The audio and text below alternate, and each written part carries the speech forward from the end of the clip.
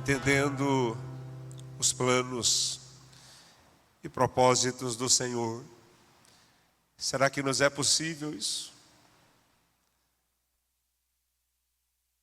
Deus, Ele quer que eu e você desenvolvamos um relacionamento tão íntimo.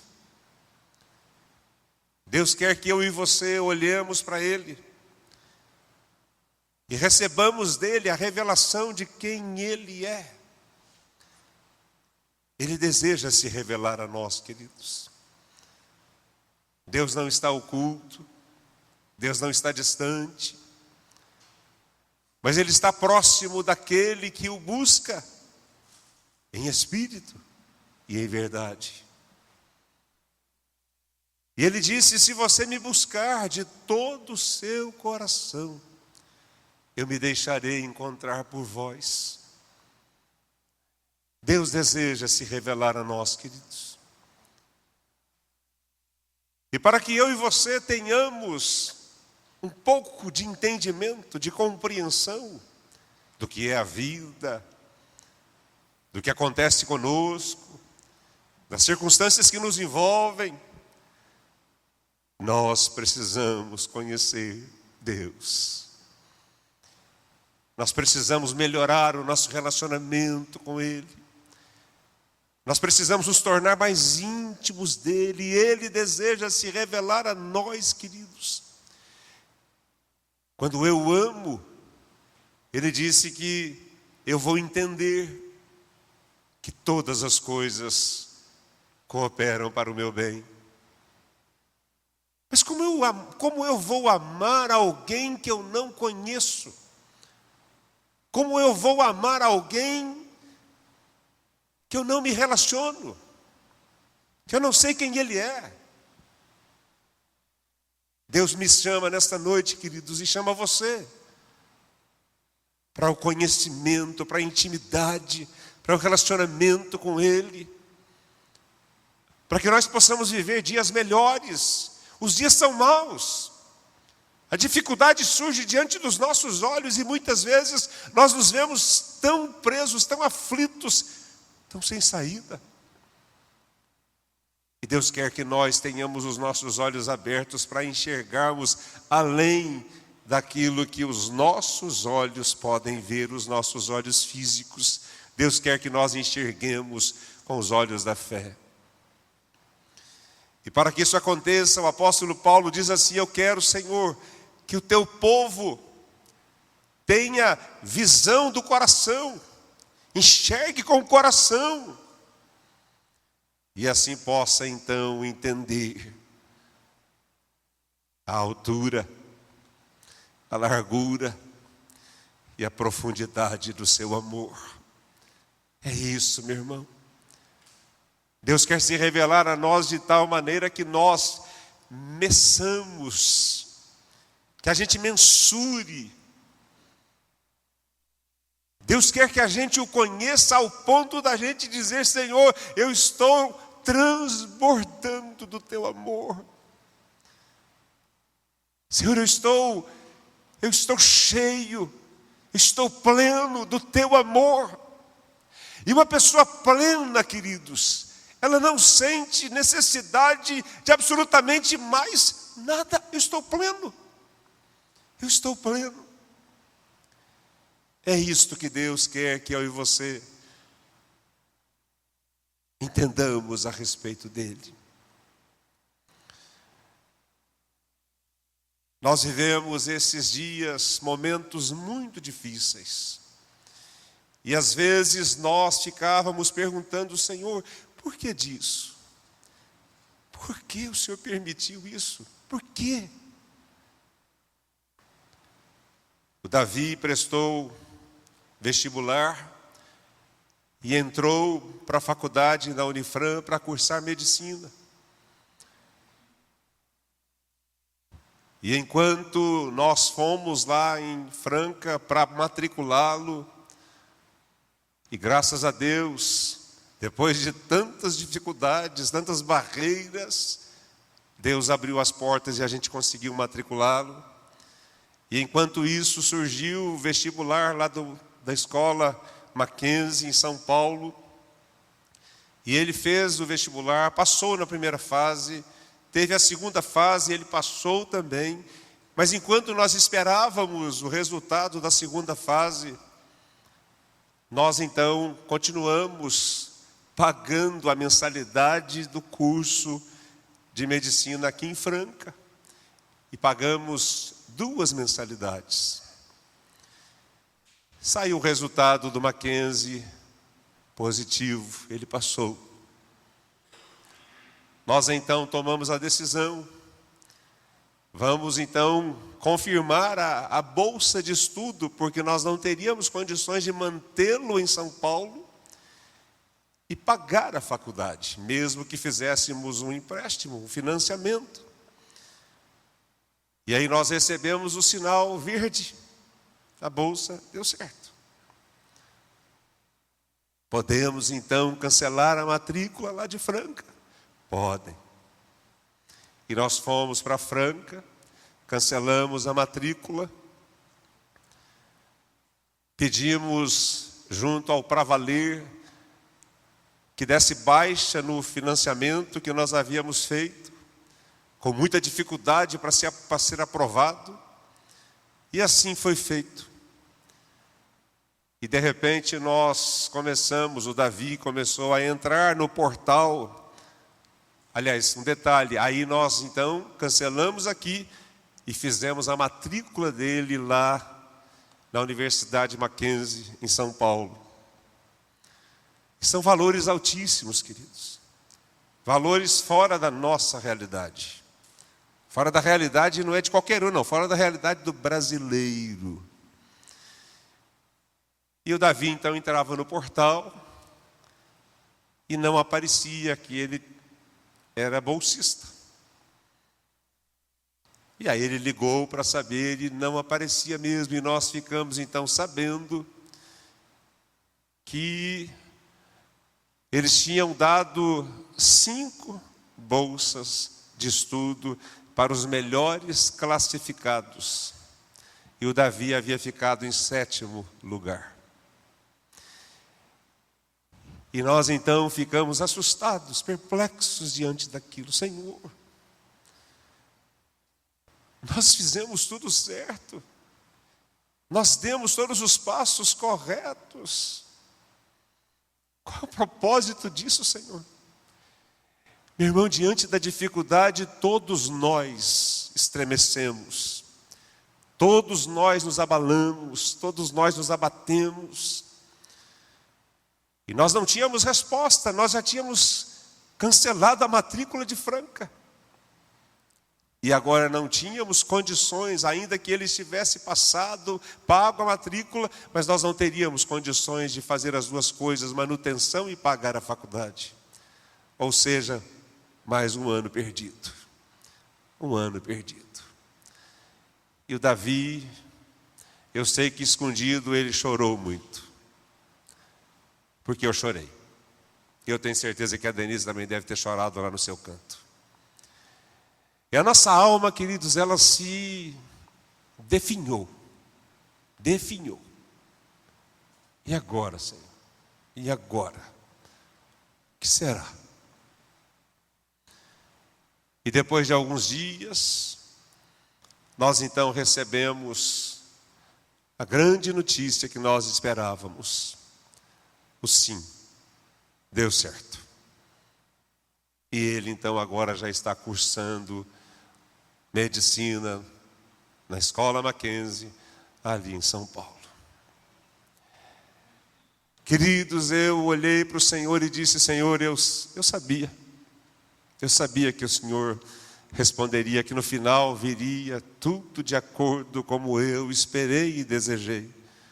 Mas durante toda a minha vida, queridos, toda a minha vida, Deus nunca permitiu que eu tivesse nada sem antes ser levado ao deserto. Nunca. Em toda a minha caminhada como pastor, nesses quase 39 anos de ministério pastoral, Deus nunca me deu absolutamente nada sem que antes me permitisse passar pelo deserto. E sabe o que isso tem gerado no meu coração, queridos? Primeiro, que Deus se importa comigo. Que Deus fala ao meu coração. Desertos são importantes na nossa vida, queridos. Eu não sei você, se você consegue e recebe as coisas assim muito fáceis. Porque na nossa vida nós nunca recebemos com facilidade. Sempre nós enfrentamos o deserto. Para que Deus pudesse falar ao nosso coração. Quando nós, queridos, estamos levando a vida e as coisas estão acontecendo da forma boa, tudo dando certo, nós não paramos, nós não percebemos e não permitimos que Deus fale ao nosso coração. O texto que eu escolhi nesta noite, para lermos, na verdade, um versículo, que está no capítulo 2 de Oséias, no versículo 14. Oséias 2, versículo 14. Vamos ler juntos? Portanto, eis que eu a atrairei e a levarei para o deserto e lhe falarei ao coração. Mais uma vez. Portanto, eis que eu a atrairei e a levarei para o deserto e lhe falarei ao coração. Essa é a história de Oséias e Gomer. Oséias, ele representa Deus. E Gomer me representa você. Deus diz para Oséias: vá ao prostíbulo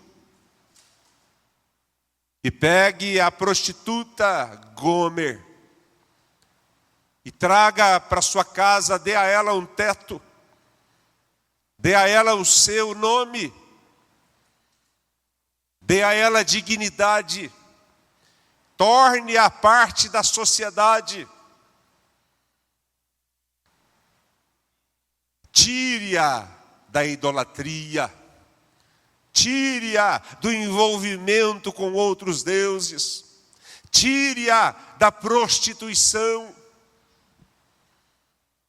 E assim Oséias faz, e traz Gomer, e dá para ela um nome, dá para ela uma casa, dá para ela dignidade, muda a sua história. E passado algum tempo, quando ele olha para Gomer, e ela não está ali na sua casa, e ela volta para o prostíbulo, volta para sua casa anterior. E Deus então diz para Oséias: Oséias, vá novamente ao prostíbulo, pegue Gomer novamente, traga para sua casa, dê a ela um nome, torne-a digna, faça dela uma mulher da sociedade. E assim, queridos, sucessivamente, outros acontecimentos, outras idas, outros resgates, outras idas, outros resgates. Quem é essa história? De quem é essa história, queridos? De quem o Senhor está falando? De mim e de você. Quando nós desobedecemos em Adão e comemos do fruto da árvore do conhecimento do bem e do mal, nós nos tornamos então adúlteros. Nós nos tornamos então aqueles que partiriam para viver com outro Senhor. E a palavra de Deus, ela deixa claro para nós que Deus se fez homem, habitou no nosso meio e foi até onde nós estávamos, no prostíbulo, que nos deu vida. nos deu um nome, nos tornou dignos. Essa é a nossa história, queridos. Quantas vezes eu e você já voltamos para o outro lado? Quantas vezes eu e você já voltamos à vida pregressa? Quantas vezes eu e você já traímos o nosso Deus? Quantas vezes eu e você já deixamos o nosso Deus falando sozinho e fomos viver e satisfazer os prazeres da nossa carne? Mas Deus, então, Ele criou o deserto. Porque o deserto é o único lugar onde a gente não é atraído por absolutamente nada. O deserto é o único lugar onde nós não temos nenhum outro atrativo. Nós temos só o Senhor. E ali Deus começa a falar ao nosso coração. O deserto, queridos, é o lugar onde Deus estabeleceu para voltarmos a dar ouvidos à sua voz. Talvez você esteja passando por um deserto. Talvez você esteja passando por alguma dificuldade. Não se levante contra o Senhor, seu Deus, muito pelo contrário. Que você entenda nessa noite que Deus, Ele está dizendo: você não tem me ouvido. Você não tem identificado a minha voz. Você não tem reconhecido a minha voz. Por vezes eu tenho falado contigo. Por vezes eu tenho chamado o seu nome. Por vezes eu tenho impedido você de fazer tantas coisas. Mas você não tem percebido que sou eu que falo contigo. O deserto está na sua vida, meu irmão, porque Deus está desejoso que você volte a identificar a voz dEle. A voz dEle, queridos, ela impede a gente de fazer muita coisa errada. O deserto é o lugar que Deus estabelece para voltarmos a ter um relacionamento mais íntimo. Se você está passando por algum deserto na sua vida, coloque isso no seu coração e na sua mente. Deus está desejoso que eu desenvolva um relacionamento mais íntimo, mais próximo. Talvez eu esteja olhando para Deus e achando que Deus, Ele é obrigado a cuidar de mim, a prover para mim, a trazer livramento para a minha vida. Mas Deus está te chamando nessa noite e dizendo: olha, meu filho, eu tenho tudo que eu possuo, é seu. É seu. Mas para que você tome posse do que é seu, é necessário que você desenvolva um relacionamento de intimidade. E aí você vai ter consciência de que tudo te pertence. Tudo está ao seu alcance. Tudo é seu. O deserto, queridos, é o lugar que Deus estabeleceu para que o nosso ego seja crucificado e seja reposicionado na direção do Espírito. Muitas vezes, queridos, nós achamos que nós somos capazes de trazer solução para os nossos problemas. O nosso ego, queridos, se ele for colocado nas mãos do Senhor, se ele for crucificado nas mãos do Senhor, o nosso Deus, ele pode se tornar algo favorável, algo positivo. Então, por isso, Deus permite que nós sejamos levados ao deserto, para que o nosso ego seja crucificado. E a partir daquele momento, Deus vai te reposicionar na direção do Espírito, para que você faça, entendendo sempre que Deus, Ele tem tudo determinado e escrito para você. Mas para que você perceba, é necessário que o seu ego seja crucificado. E aí você vai começar a enxergar o que Deus está fazendo por você. está fazendo na sua vida. O deserto, meu irmão, é para nos mostrar o que Ele tem para nós é muito maior e melhor. Há um personagem na palavra de Deus chamado Jacó.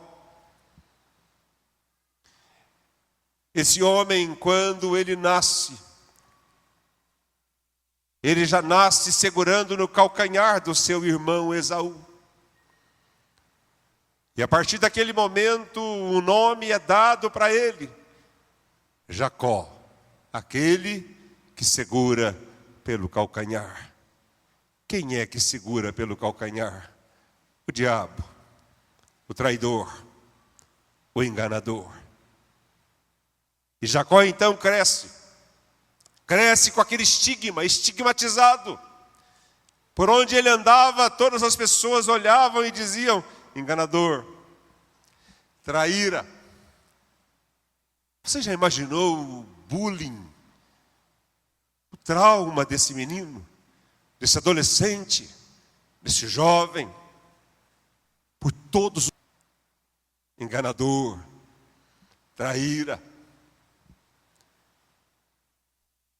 E aquele homem cresce. E aquilo impregna na sua alma e no seu coração.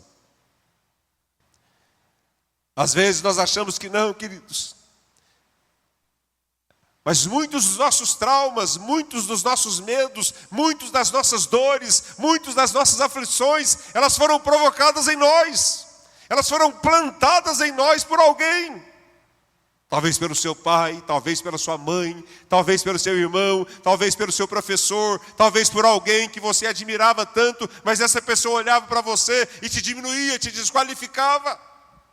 E você hoje carrega esses traumas todos. Isso não é uma brincadeira, queridos.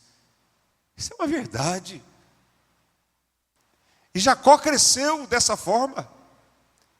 E ele achou, queridos, mesmo sabendo que Deus era por ele, mesmo sabendo que Deus o abençoava, mesmo sabendo que Deus estava conduzindo, ele não tinha outro caminho.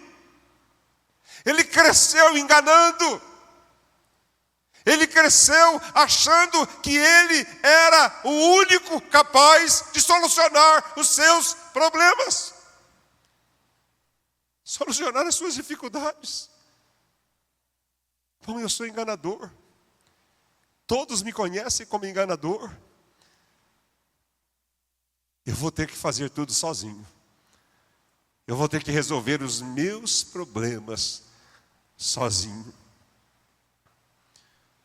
Jacó então assentou no seu coração. Ele achava que o sucesso dependeria sempre do seu jeitinho e não da vontade de Deus. Bom, eu sou enganador mesmo. Não tem outra saída. Eu vou ter que resolver as minhas questões do meu jeito. Eu já nasci assim enganando. E Jacó cresceu, queridos, dando um jeitinho. Talvez você esteja aqui nessa noite e você acostumou tanto a fazer as coisas do seu jeitinho. Do seu jeitinho.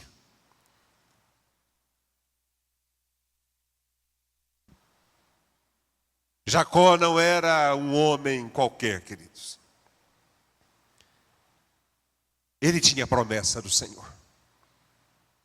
Antes mesmo de Jacó nascer, havia a promessa de que o mais moço seria senhor sobre o mais velho. Deus havia dito isto. A lei dizia que o primogênito seria superior ao mais jovem. Mas Deus havia dito que o mais jovem, ele seria senhor sobre o mais velho, sobre o primogênito. Foi Deus quem dissera isto, queridos. Mas Jacó deu mais ouvidos aos homens. Talvez você esteja dando mais ouvido aos homens Talvez você não tenha tomado posse das bênçãos que Deus tem estabelecido para você. Talvez Deus tenha dito: olha, meu filho, eu quero te abençoar, é nesse caminho, é nessa direção. Mas você acha que daquela forma não vai dar certo, tem que ser do seu jeito. Porque você está acostumado a resolver as coisas do seu jeito. Mas nessa noite Deus está dizendo que Ele quer ser visto como o Senhor, como o provedor, como o solucionador, como aquele que abre o caminho. Ele é o Deus que abre portas onde não há portas. Ele é o Deus que fecha portas e ninguém abre. Deus quer que você volte a esta verdade, a esta realidade. De que Ele pode, e Ele quer conduzir a sua vida de forma vitoriosa. Jacó era um homem estrategista, queridos. Ele queria então, agora do seu jeito, ganhar o direito de primogenitura. Já era dele. Os privilégios eram dele. Ainda que ele não fosse o primogênito, mas os privilégios já eram dele. Mas ele queria que os prevalecer, porque eu sou enganador. Já está esse estigma sobre mim. E ele então engana o seu irmão. Oferece para Esaú um prato de lentilha, em troca do direito de primogenitura. Primeira estratégia desse grande estrategista chamado Jacó. Agora ele precisava da bênção. E ele se fantasia de Esaú. E se aproxima do seu pai. E rouba a bênção que deveria ser ministrada sobre a vida do primogênito.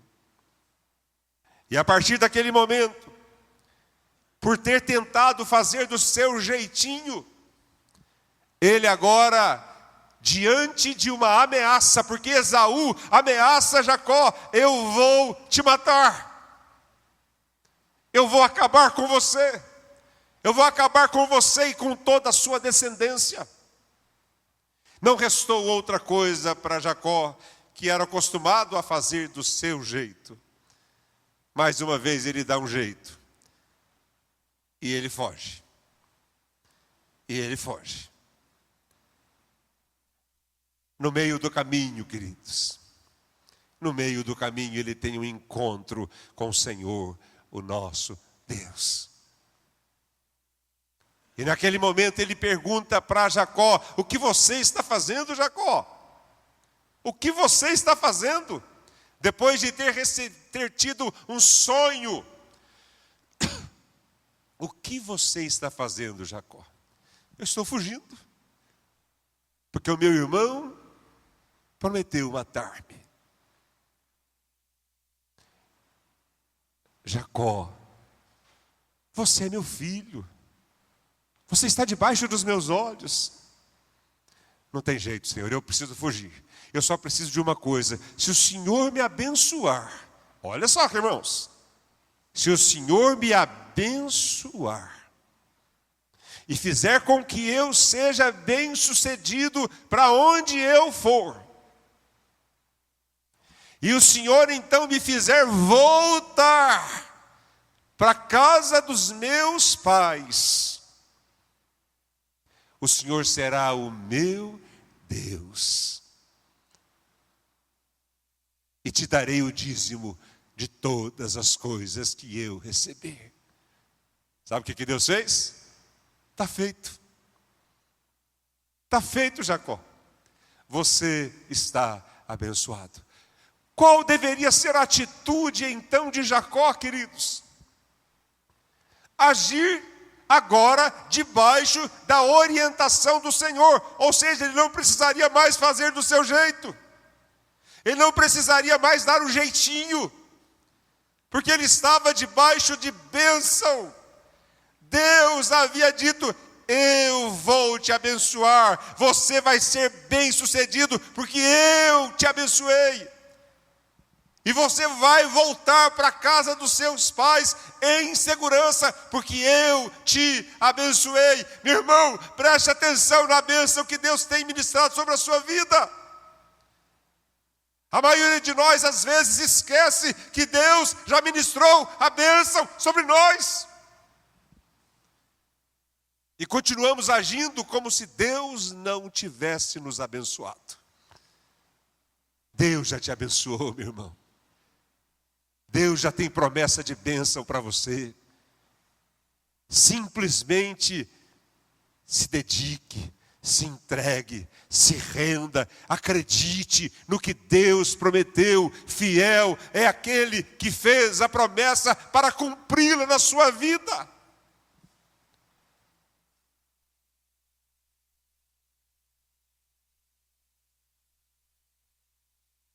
Muitas vezes, queridos, nós recebemos da parte de Deus uma permissão. Deus permite para ver até onde conseguimos caminhar sem Ele. Deus muitas vezes permite que a gente faça só para que nós cheguemos à conclusão: eu não consigo mais caminhar sozinho. Eu preciso dele. Eu preciso do Senhor. Por que que Deus nos leva muitas vezes ao deserto, queridos? Para fazer com que nós olhemos para Ele e digamos: o Senhor é a única solução, o Senhor é a única saída. Sem o Senhor eu não consigo fazer absolutamente nada.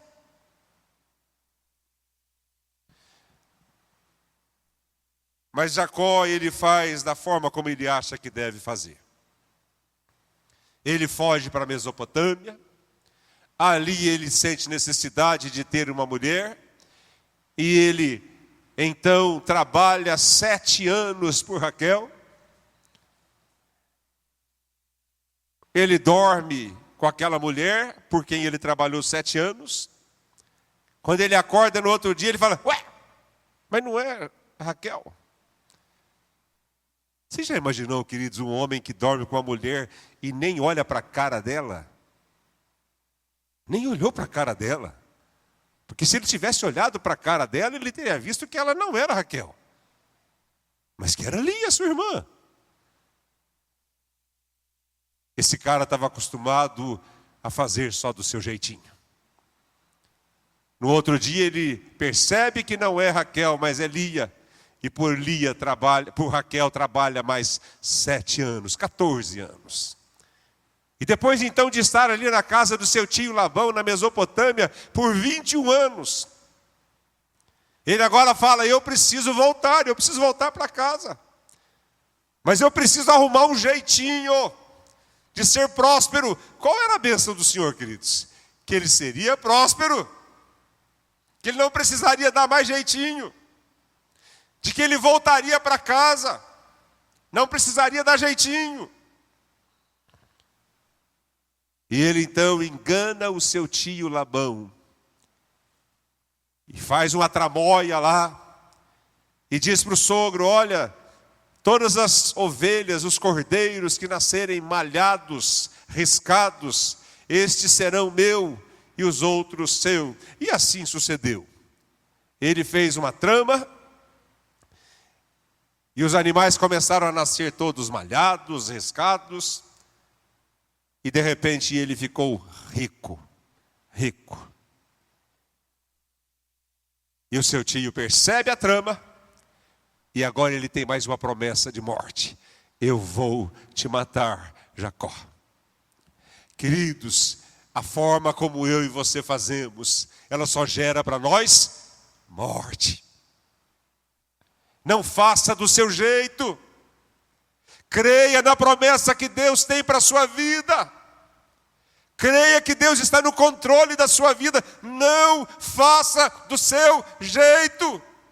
O final, queridos, é sempre morte. Agora ele tinha o seu tio Labão no seu encalce. E ele foge. E vai para encontrar agora Esaú. E ele continua dando um jeitinho. Ele combina com os seus e divide em 3 grupos e fala para um: olha, vai na frente, e se você encontrar com Esaú, fala que o seu servo Jacó, olha a mudança, olha o jeitinho, fala que o seu servo Jacó está lhe enviando presentes. Ele achava que ele aplacaria a ira do seu irmão Esaú com dinheiro, com subserviência, com seu jeitinho. Foi um grupo, segundo grupo, terceiro grupo. E todos voltaram dizendo: olha, tem jeito não. Não tem jeito não. Esaú está vindo com 400 homens, armados até o dente. Estão vindo. E Jacó naquele momento estremeceu, porque não acreditou na bênção que Deus tinha para a sua vida. A bênção que Deus promete, queridos, Ele cumpre. Ele cumpre. Não faça do seu jeito. Faça do jeito do Senhor. E aí então ele vai para o Val de Jaboque. E ali, queridos, ele tem um encontro com o Senhor, o nosso Deus. E naquele lugar, Deus toca a articulação da coxa de Jacó. A partir daquele momento, queridos, a partir daquele momento, Jacó se tornou um inválido. Por que Deus o fez daquela forma? Para tirar a força dele, para tirar o jeitinho dele, para incapacitá-lo, para que ele pudesse ouvir, para que ele pudesse olhar para o Senhor, para que ele pudesse acreditar na promessa que Deus tinha feito para ele. A partir daquele momento, Jacó não mais conseguia viver e fazer como ele estava acostumado a viver e fazer. Se tornou um homem inválido, dependente totalmente do Senhor, o nosso Deus. Meu irmão, não espere se tornar um inválido fisicamente para que você ouça o que Deus está falando ao seu coração. Esta noite é noite de arrependimento. Essa noite é noite de reposicionamento. Essa noite é noite de se aproximar do Senhor e dizer: Senhor, eu tenho tentado viver e fazer de acordo com os meus jeitinhos. Eu tenho ignorado a bênção do Senhor. Eu tenho ignorado que o Senhor é Deus que prometeu e vai cuidar de mim. Nessa noite eu me arrependo, Senhor. Eu não quero mais fazer do meu jeito. Porque o meu jeito, ele só gerou até hoje morte e destruição para mim. Eu quero me submeter à tua vontade, ao teu plano, àquilo que o Senhor tem reservado para a minha vida. Conclusão, queridos. Deus me leva ao deserto. Eu tenho aprendido por quê? Porque eu preciso da bênção dele. E quando eu estou no deserto, eu tenho essa nítida certeza. Eu preciso da tua bênção, Senhor. Ela não é algo falso. Ela é uma verdade. Ela é uma realidade. Por que Deus me leva ao deserto? Para eu abandonar as minhas estratégias. Por que Deus me leva ao deserto? Porque muitas vezes nós nos acostumamos às nossas estratégias. Mas Deus não entra nas nossas estratégias. Deus está interessado, meu irmão, no seu caráter. No seu caráter. Quando você deposita diante de Deus o seu eu imoral, as suas podridões, Deus toma tudo isso para Ele e te dá um novo nome, uma nova história. Já não chamarás mais enganador, já não chamarás mais traíra, mas chamarás príncipe, príncipe de Deus, Israel. Israel. Os meios de Deus, queridos, para nos dobrar a Ele, são muito melhores. Não grite quando você passar pelo deserto. Não se desespere quando você passar pelo deserto. Os meios de Deus são muito melhores. Porque o final é de vitória, é de triunfo. E Deus tem isso para você.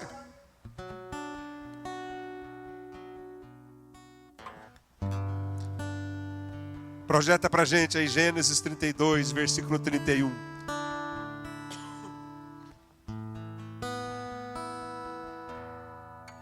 Gênesis 32, versículo 31.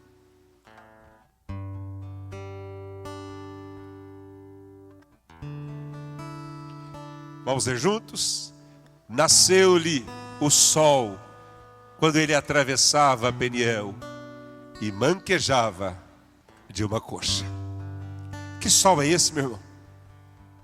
O sol da justiça. Nasceu o sol. Ele brilhava agora. Ele percebeu Deus. Por que que ele percebeu Deus? Porque ele agora manquejava. Agora ele não tinha mais força própria. Agora ele não tinha capacidade própria. Agora ele precisava de Deus. Por isso nasceu-lhe o sol da justiça. Deus quer realizar algo maravilhoso na sua vida, meu irmão. Reconheça que a única coisa que vale nesta vida é a bênção de Deus. Reconheça isso. O deserto, muitas vezes, é para Deus receber o nosso tempo. Eu pude perceber isso. Por que que Deus permite que eu viva sempre nos desertos? Porque Ele me conhece, meu irmão. Ele sabe que vai ter o meu tempo prostrado aos seus pés enquanto eu estiver no deserto. Eu sei disso. Eu já aprendi isso. A minha vida é feita de deserto. Nessa noite Deus está dizendo para você, meu irmão, não ignore o deserto da sua vida, mas entenda que Deus está desejoso do seu tempo. Do seu tempo. Deserto, muitas vezes, é para Deus receber o nosso tempo. No deserto, nos lembramos do nosso Deus. Deus. Deus. Você já percebeu isso, meu irmão? Enquanto você está caminhando e você acha que está resolvendo do seu jeitinho, você não faz nada, não sai nenhum som, não há um olhar para Deus. Mas bastou uma penumbra, uma sombra. Deus, por favor, Deus. Nós olhamos para Ele e sentimos a necessidade da sua intervenção. Que Deus nos abençoe. Que Deus nos leve realmente a entender que existe uma bênção estabelecida para nós.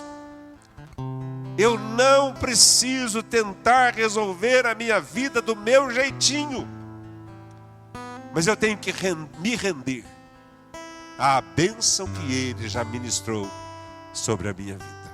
Amém?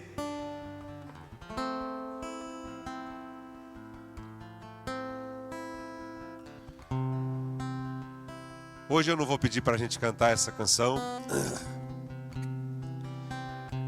mas eu acho ela muito brega, né? Mas eu acho a letra dela tremenda.